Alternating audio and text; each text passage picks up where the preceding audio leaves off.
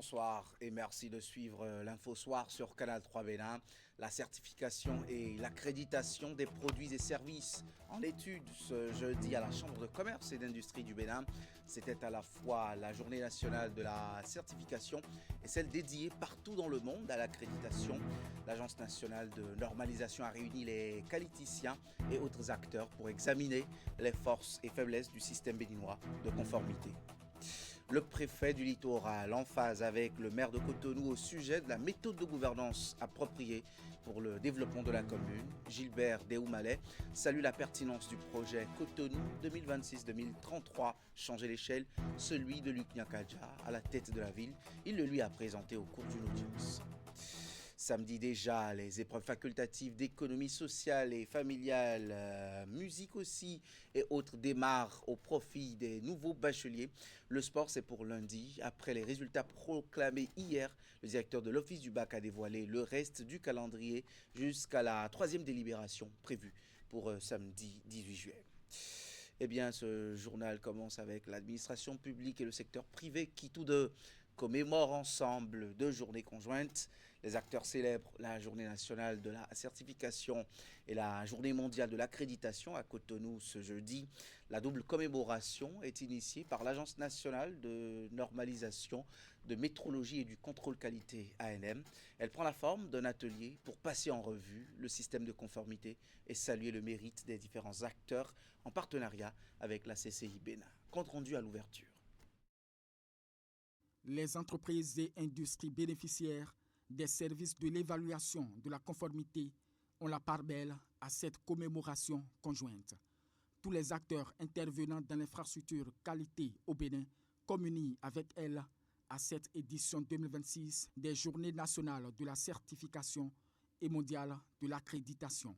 Cette journée est une proclamation que notre nation refuse la médiocrité et choisit l'exigence. Une proclamation que la confiance sera notre monnaie et la crédibilité notre héritage. L'Agence nationale de normalisation, de métrologie et du contrôle qualité ANM fait de ce rendez-vous un moment de diagnostic du dispositif de certification.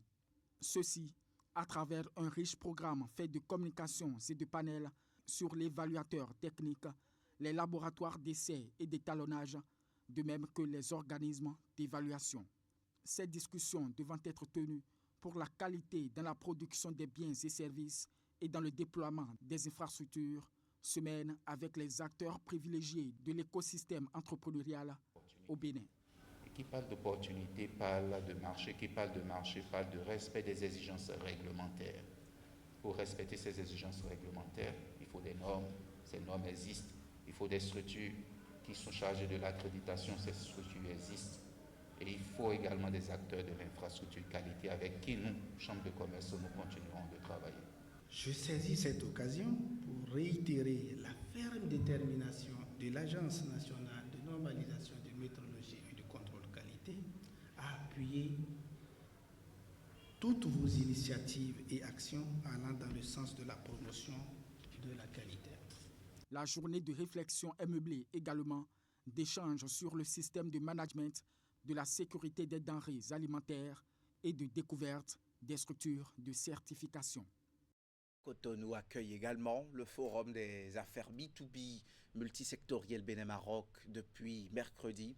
Il est conjointement organisé par l'Agence marocaine de développement des investissements et des exportations AMDIE et l'Agence de promotion des investissements et des exportations APIEX Bénin. Ce rendez-vous économique permet de nouer des partenariats d'affaires entre les entreprises marocaines et béninoises. Brice Deogracias Menaï et Simon Rolonou étaient au lancement officiel. Ce forum B2B multisectoriel Bénin-Maroc qui se tient à Cotonou illustre une fois de plus la solidité des relations entre les deux pays. Infrastructure, industrie, construction, énergie renouvelable, agroalimentaire ainsi que le textile, autant de domaines dans lesquels les opérateurs économiques des deux pays sont appelés à tisser des partenariats durables.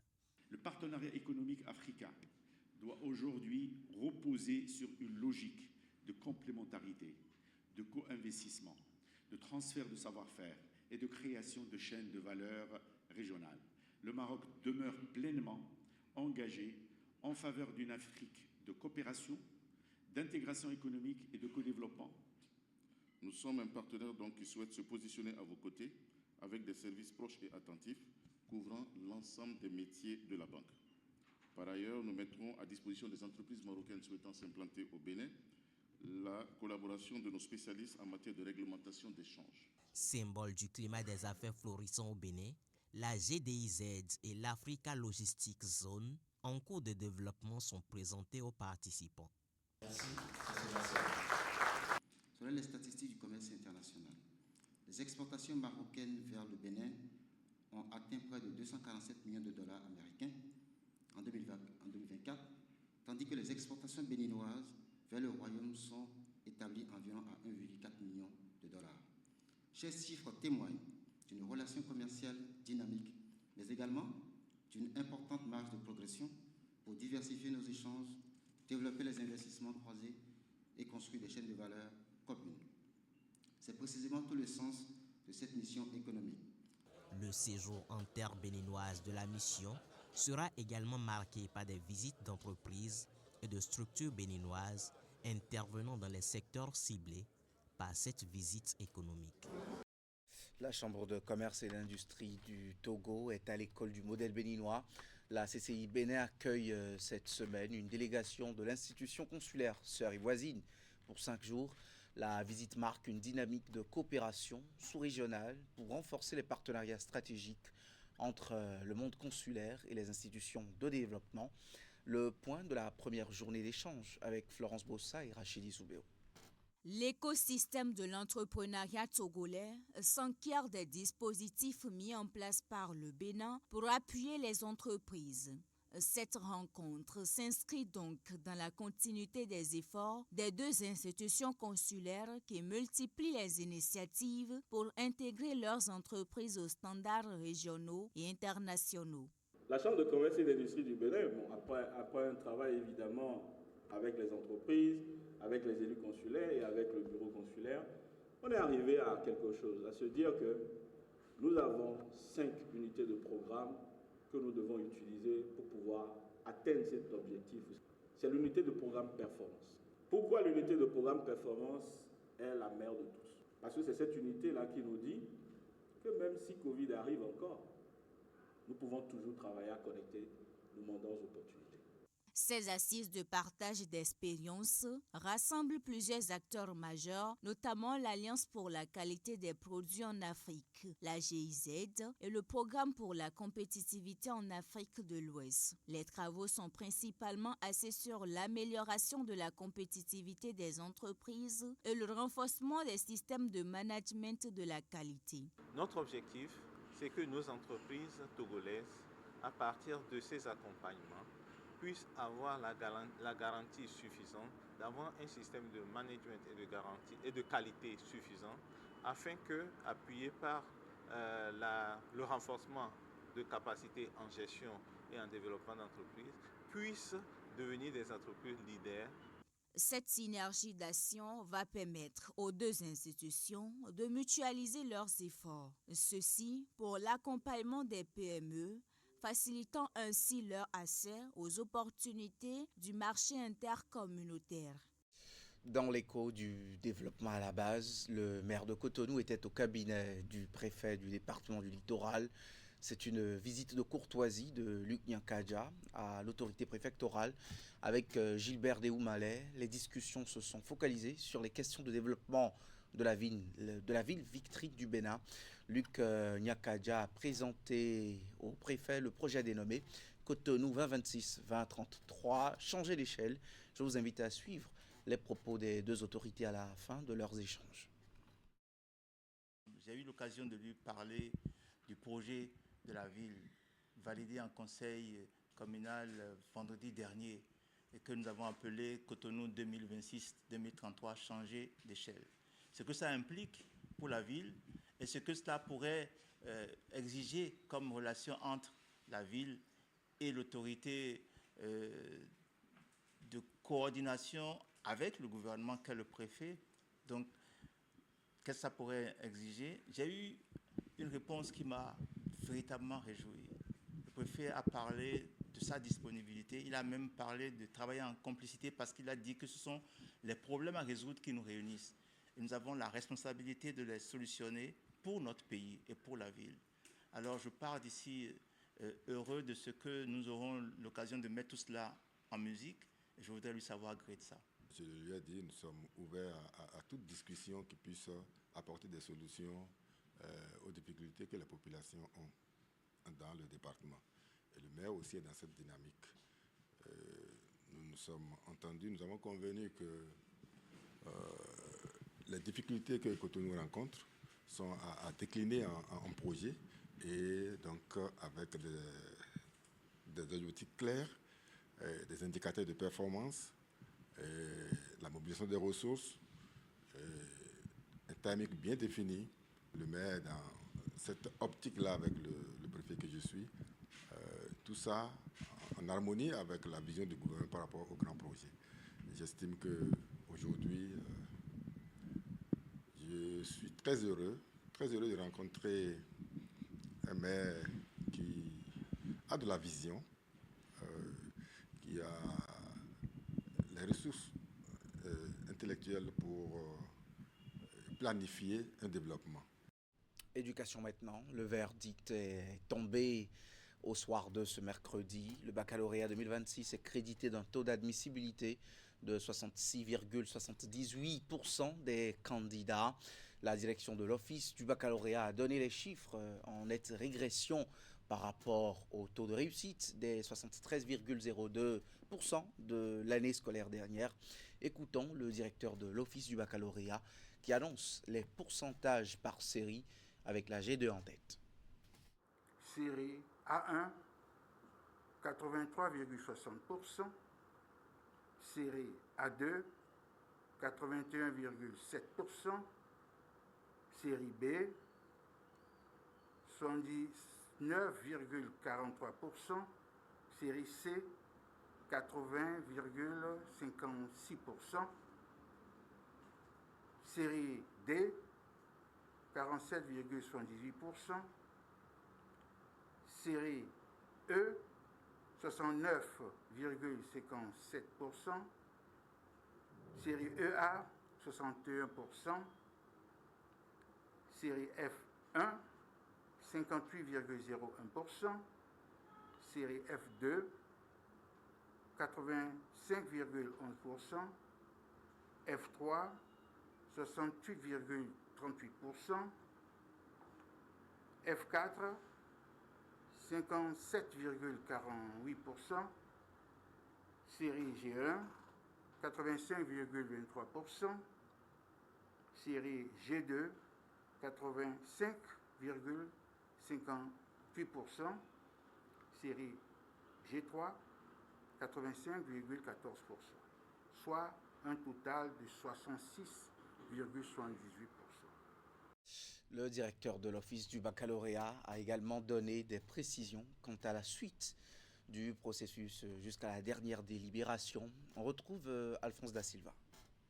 Épreuve facultative de langue nationale, d'économie familiale et sociale. Samedi 11 juillet 2026, épreuve facultative de dessin et musique. Lundi 13 juillet 2026, épreuve d'éducation physique et sportive. La deuxième délibération se fera le mercredi 15 juillet 2026.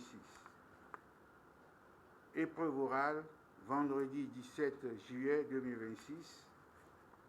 La troisième et dernière délibération se fera le samedi 18 juillet 2026. Nous sommes aujourd'hui le deuxième jour des travaux du Congrès international sur la santé des femmes africaines. La rencontre s'est ouverte hier au Palais des Congrès de Cotonou. Partenaires techniques et financiers, acteurs institutionnels, praticiens de la santé et autres acteurs de la société civile analysent ensemble les défis contemporains de la femme dans les formations sanitaires. Un événement majeur sur les enjeux d'équité dans la recherche sur la santé des femmes, entamé après 2 ateliers préparatoires. Hugues Vinigué et Moufid Sabouran à la cérémonie de lancement. Moins de 10% des budgets mondiaux de recherche sont alloués spécifiquement à la santé des femmes. Moins de 2% des essais cliniques mondiaux concernent directement la femme africaine. Un déséquilibre béant qui fait le lit à des difficultés d'appréciation des professionnels de santé de certaines pathologies féminines. J'ai commencé à faire face ou à expérimenter un certain nombre de symptômes et je me suis rendu compte que autour de moi, et les médecins, femmes et hommes, ont eu du mal, n'ont même pas réussi à mettre le mot sur l'ensemble de ces symptômes. Au-delà de cette dure réalité, les femmes africaines sont de nos jours confrontées à de nombreux défis sanitaires. Les inégalités d'accès aux soins, les cancers féminins, les enjeux de santé sexuelle et reproductive, les violences sous toutes leurs formes, les conséquences des migrations. Autant de phénomènes qui, au Bénin, transpercent le filet juridique protecteur déployé au bénéfice de la gente féminine par les pouvoirs étatiques. La première loi, c'est la loi sur la santé de la reproduction révisée, qui améliore les conditions d'accès à l'avortement sécurisé. La loi 2021, c'est la seconde loi, du 20 décembre 2021 portant dispositions spéciales de répression des infractions commises à raison du sexe des personnes et de protection de la femme en République du Bénin. Le Congrès international sur la santé des femmes africaines a vocation d'être un laboratoire d'idées pour l'accouchement de notes de politique basées sur des données probantes et axées sur les spécificités de la santé des femmes africaines. Ce colloque réunit pendant 3 jours 289 acteurs en provenance de 17 pays pour 22 sessions scientifiques et 14 conférences plénières. Pas un seul flacon de pesticides sniper sur les étals des commerçants du marché central de Nati Tangou. Le directeur départemental du commerce à Takora Tonga se réjouit d'une fructueuse visite antérieure de la direction départementale de l'agriculture dans cet espace marchand. Il était en descente pour veiller au respect de la mesure d'interdiction de vente du produit instaurée par le gouvernement. Alassane Aroudan pour les détails. Dans les allées du marché central de Nati Tangou ce dimanche, le directeur départemental du commerce de la Takora Donga et son équipe procèdent à une fouille minutieuse des étals. L'objectif étant de s'assurer que le pesticide sniper, dont la commercialisation est interdite par le gouvernement, n'est plus proposé à la vente. Ce matin, nous avons fait une descente au marché central de Nati Tangou dans le cadre de l'exécution d'une décision gouvernementale portant interdiction de commercialisation du produit sniper. Boutique après boutique, les contrôles se succèdent. Les agents inspectent les rayons, échangent avec les vendeurs et rappellent les dispositions en vigueur. Au terme de cette descente inopinée, aucun flacon du produit interdit n'a été retrouvé. Précédemment, la direction départementale de l'agriculture avait déjà fait une descente. Nous sommes heureux de constater que ce produit n'existe pas sur le marché de Nati Tangou. Si le pesticide sniper n'a été retrouvé dans aucun point de vente, les contrôleurs ont en revanche découvert plusieurs boissons interdites dans certains rayons du marché. Faisant d'une pierre 2 coups, le directeur départemental du commerce et son équipe vont immédiatement procéder à leur saisie. À la faveur de la sortie d'aujourd'hui, nous avons pu constater l'existence de boissons alcoolisées en sachet plastique chez certaines commerçantes. Nous avons retiré les produits et les intéressés ont été mis sous convocation. Pour le directeur départemental du commerce de la Takora Donga, cette opération s'inscrit dans une dynamique de protection des consommateurs et de préservation de la santé publique. Une note en diplomatie pour clore cette édition. Le ministre des Affaires étrangères, Corinne Maury-Brunet, a reçu cet après-midi même les copies figurées des lettres de créance de 3 nouveaux ambassadeurs accrédité auprès du Bénin, Ly Kim Quy pour la République socialiste du Vietnam, ensuite Jar Inala pour la République islamique de Mauritanie et enfin Youssouf bin Mohamed Al-Balawi, ambassadeur du Royaume d'Arabie Saoudite près le Bénin. À travers l'accueil de ces 3 diplomates, le Bénin réaffirme sa politique d'ouverture et sa position de carrefour diplomatique attractif, axé bien sûr sur la diplomatie de développement et d'action. Ce sera tout pour cette édition. Merci de l'avoir suivi. Ne l'oubliez pas, à 20h, c'est l'info continue pour l'au-delà de l'actualité sur Canal 3 Bénin. Merci de nous rester fidèles.